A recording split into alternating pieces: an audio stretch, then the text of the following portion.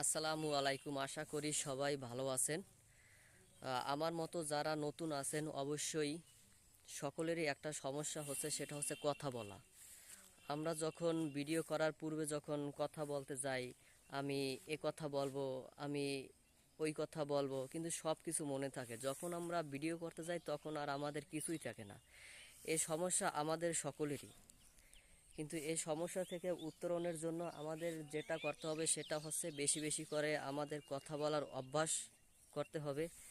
যেহেতু আমরা বাংলা ভাষায় কথা বলি, তারপরও আমরা যখন কথা বলতে যাই তখন আমরা স্বাধীনভাবে কথা বলতে পারি না, অর্থাৎ সেটা ভিডিও করার ক্ষেত্রে।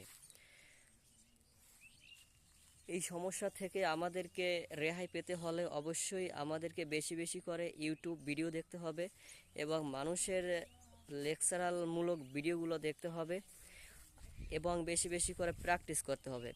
প্র্যাকটিসের বিকল্প কিছু নেই। আপনি যত প্র্যাকটিস করবেন ততই পারবেন।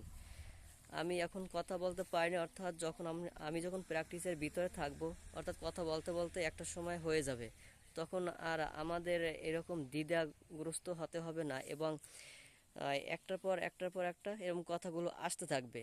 কিন্তু এখন আমরা নতুন পর্যায়ে, এক্ষেত্রে কথা আসবে না, তখন অনেক কথা বাঁচবে।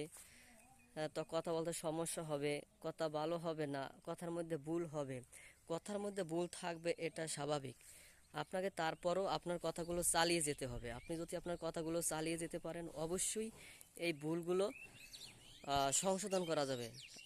আমরা যদি ভুল না করি তাহলে কীভাবে শিখবো? আমরা ভুলের মাধ্যমেই শেখা। তাই প্রথম অবস্থায় আমাদেরকে একটু ভুল হবে, এদিকে আমাদের খেয়াল না রেখে আমাদের কাজ আমরা করতে হবে।